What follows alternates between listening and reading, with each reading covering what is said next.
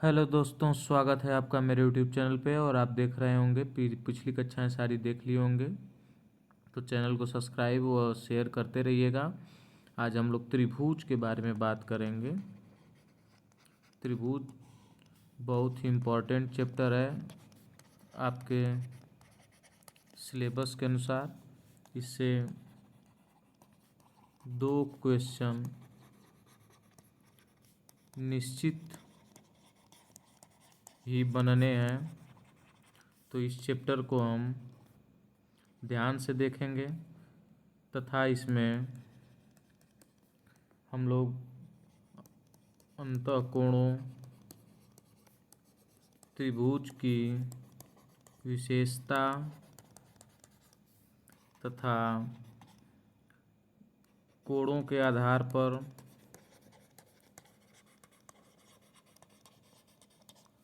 तथा भुजाओं के आधार पर वर्गीकरण पर चर्चा करेंगे। तो चलिए शुरू करते हैं। त्रिभुज, पहली बात करते हैं त्रिभुज कहते किसे हैं। जैसे त्रिभुज मिलकर बना है त्रिधनुभुज, का अर्थ होता है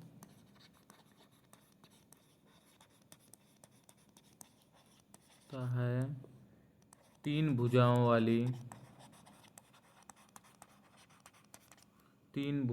वाली आकृति। आप देख सकते हैं त्रिभुज यहाँ ए, यहाँ बी और यहाँ सी, ये त्रिभुज है। तीन भुजाएं हैं इसकी।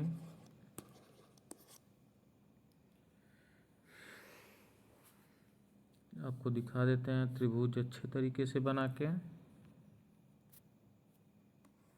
तो आप त्रिभुज समझ गए होंगे। तीन त्रिभुज का मतलब ही होता है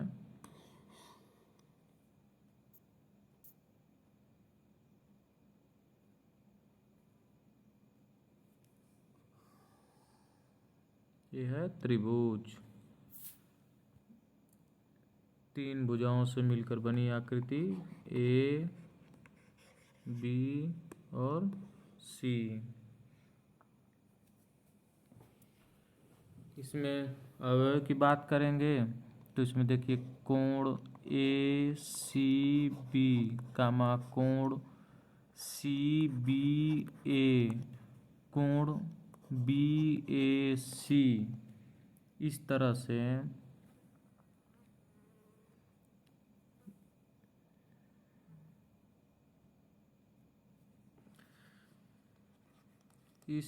से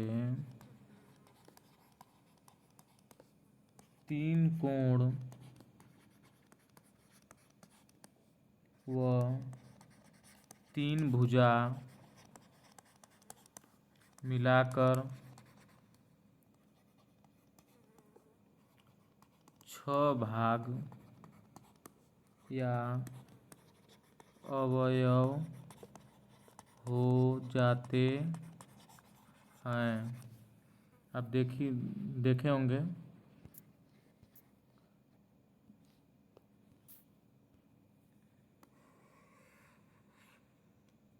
तो यहाँ बनाते हैं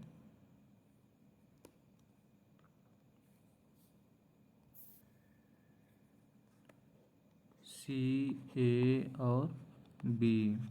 तो कोण ए सी बी कामा कोण सी बी ए कामा कोण बी ए सी, तीन कोण हो गए और तीन भुजा हो गई, कोण ए, कोण बी और कोण सी।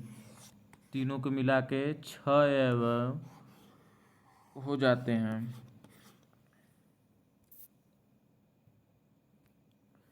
आगे हम बात करेंगे त्रिभुजी आकार को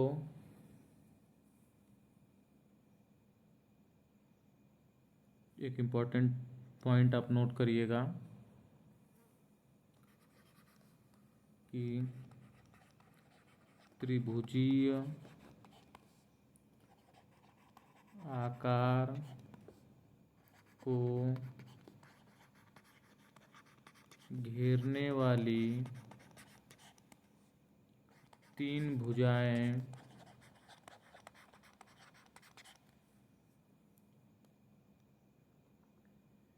भुजाएं और तीन शीर्ष ही त्रिभुज हैं। त्रिभुज से घिरा तल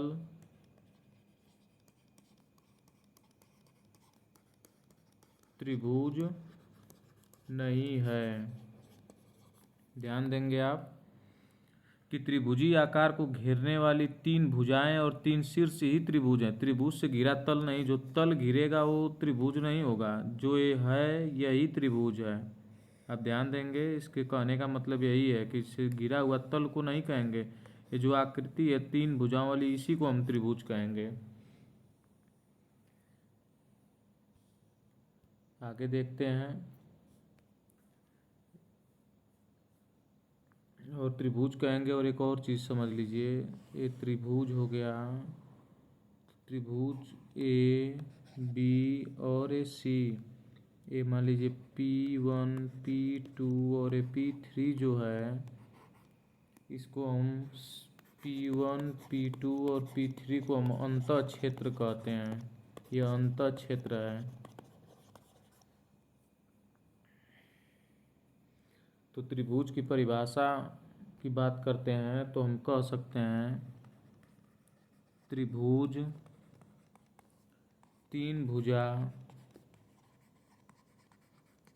व तीन शीर्ष से घिरी आकृति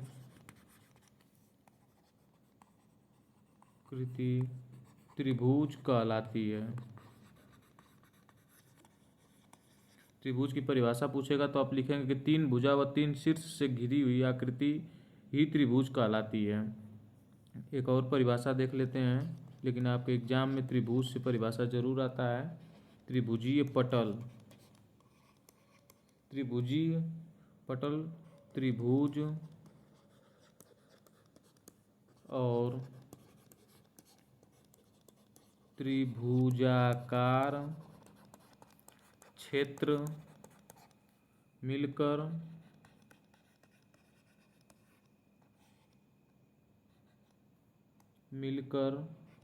त्रिभुजीय पटल कहलाता है।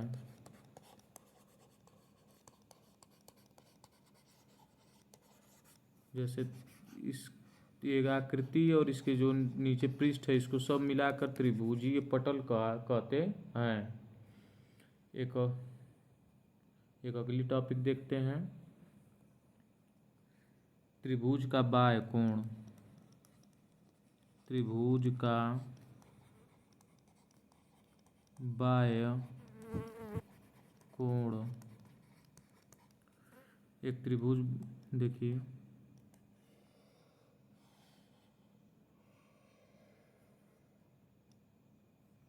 ये त्रिभुज हो गया बी, ये त्रिभुज हो गया ए, यहाँ हो गया सी।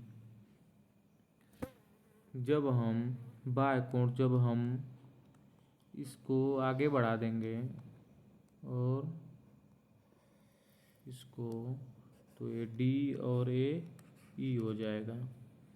तो BC को बढ़ाने पर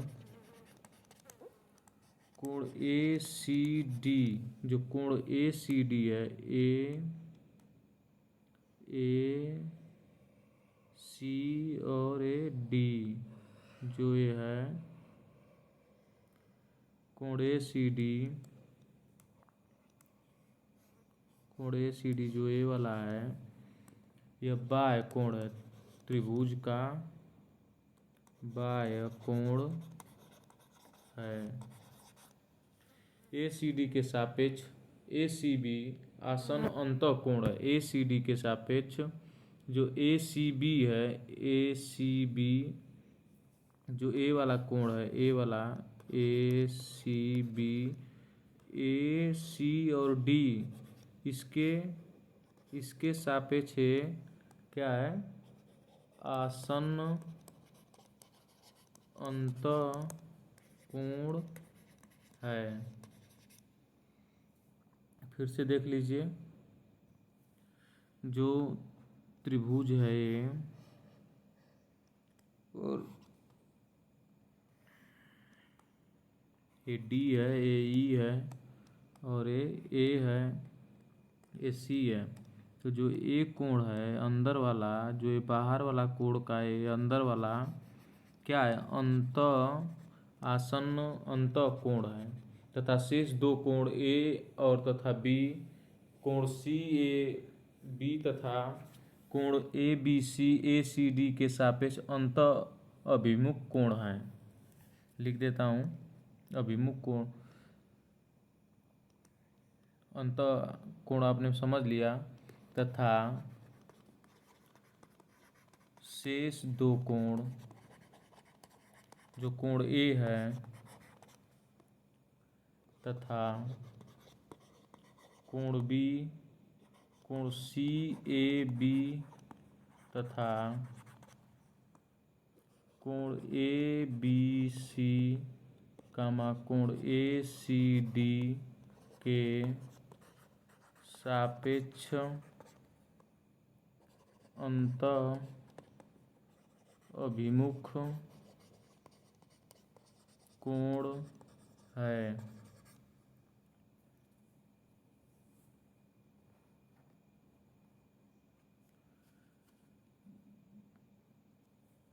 आगे देखते हैं, त्रिभुज बना लेते हैं फिर से।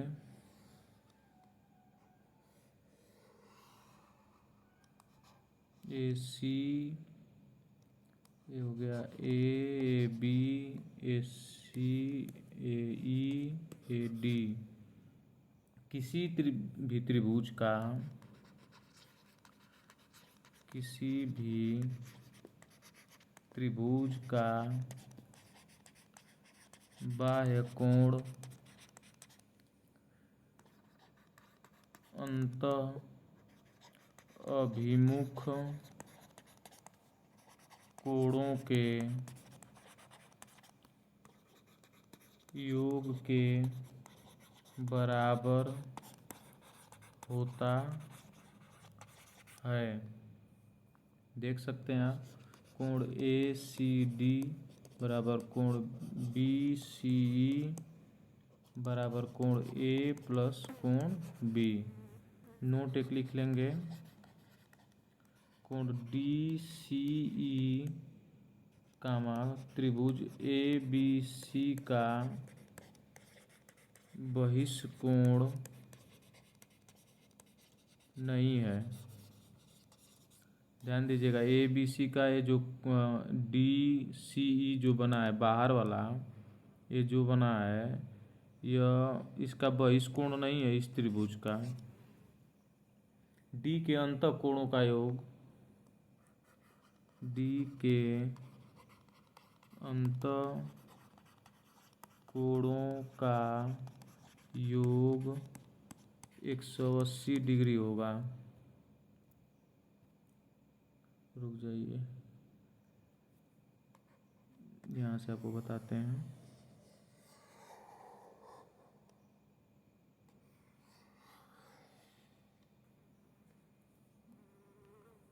अंतःकोण, कोण ए, कोण बी प्लस कोण सी बराबर 180 डिग्री होगा। अंतःकोणों का योग, जो ये कोण है,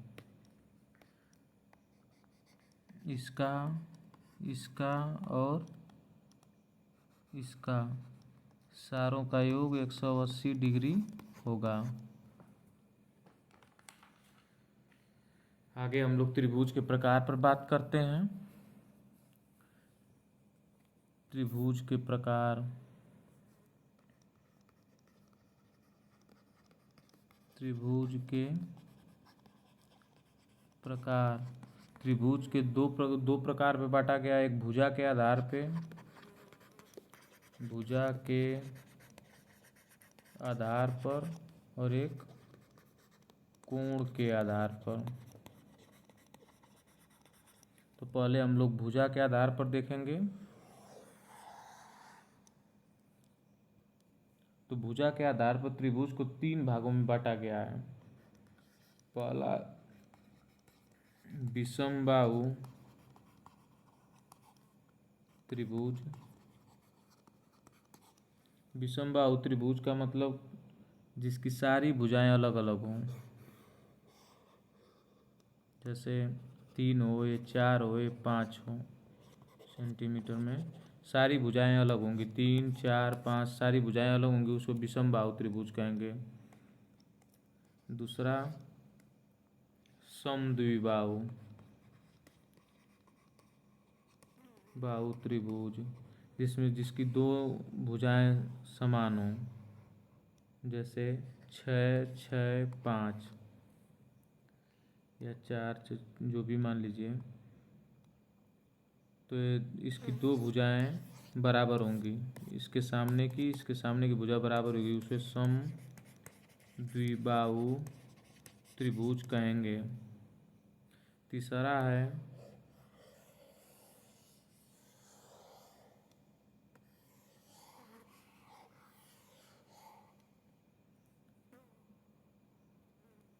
हमारा है समबाहु त्रिभुज। समबाहु त्रिभुज में सभी भुजाएं समान होंगी, जैसे 5, 5, 5 सब बराबर होंगे एक दूसरे के, उसे समबाहु त्रिभुज कहेंगे। तो भुजा के आधार पर 3 त्रिभुज बांटा गया है, विषमबाहु त्रिभुज, समद्विबाहु त्रिभुज, समबाहु त्रिभुज। अब देखते हैं हम लोग कोण के आधार पर।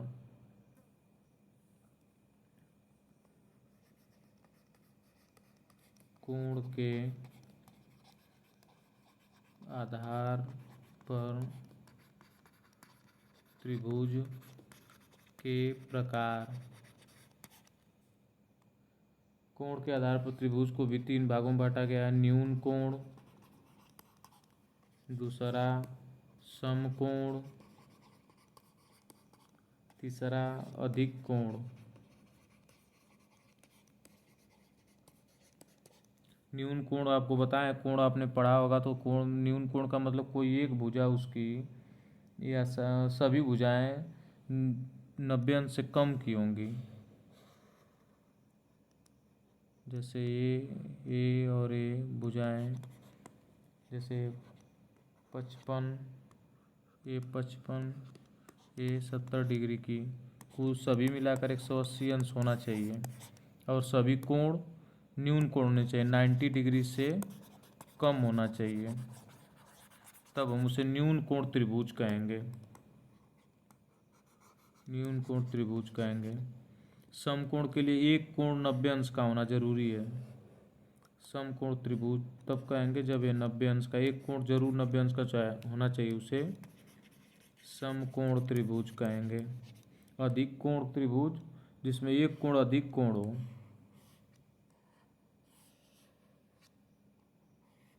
ये अधिक कोण त्रिभुज हो जाएगा। तीनों का योग 180 होना चाहिए तथा एक 90 अंश से अधिक होना चाहिए, तो उसे अधिक कोण कहेंगे। तीनों 180 हो पर एक कोण 90 अंश का होना चाहिए, तो उसे हम लोग समकोण कहेंगे। और एक न्यून कोण जिसमें 90 से कम सभी कोण होने चाहिए, उसे न्यून कोण त्रिभुज कहेंगे। आइए कुछ विशेषताओं पर बात कर लेते हैं। त्रिभुज की विशेषता।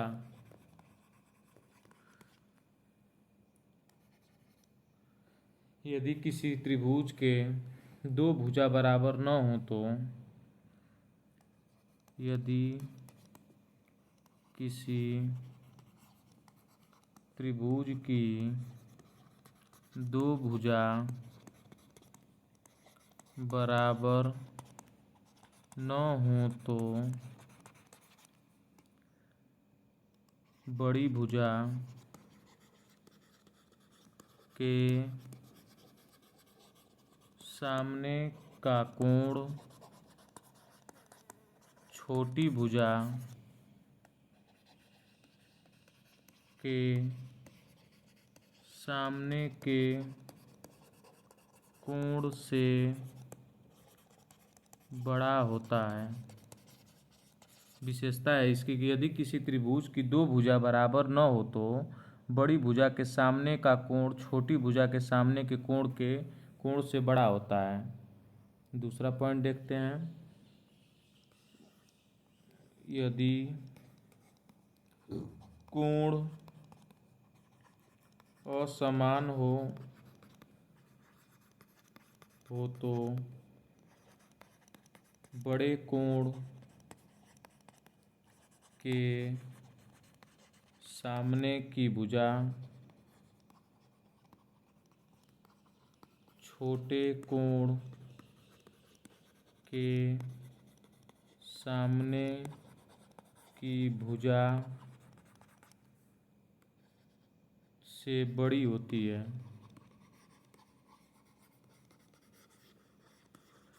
ध्यान दीजिएगा कि यदि कोण असमान हो तो बड़े कोण के सामने की भुजा छोटे कोण के सामने की भुजा से बड़ी होती है। अगला पॉइंट देखेंगे। दो भुजाओं का योगफल सदैव तीसरी भुजा से बड़ा होता है। क्योंकि जैसे त्रिभुज है 5, 5, 6 दिया है। सेंटीमीटर में जब नाप के बनाएंगे तो अगर दोनों से एक बड़ा नहीं हो भुजा से बड़ा होगा तभी जाके त्रिभुज बन पाएगा, वरना त्रिभुज नहीं बन पाएगा। ये पाइथागोरस प्रमेय पर आधारित है कि समकोण त्रिभुज में कर्ण का वर्ग शेष भुजाओं के वर्गों के योग के बराबर होता है। ये पाइथागोरस प्रमेय पर आधारित है। कर्ण का वर्ग बराबर लंब का वर्ग प्लस आधार का वर्ग, इसी को इस पॉइंट में बताया गया है। चलिए धन्यवाद। त्रिभुज से आपको क्वेश्चन लगभग परिभाषा पूछ सकता है, परिभाषा पूछेगा तथा त्रिभुज का प्रकार, आप दोनों प्रकार देख लीजिएगा। 2 पॉइंट इसमें इम्पोर्टेंट हैं आपकी परीक्षा के लिए लगभग। धन्यवाद।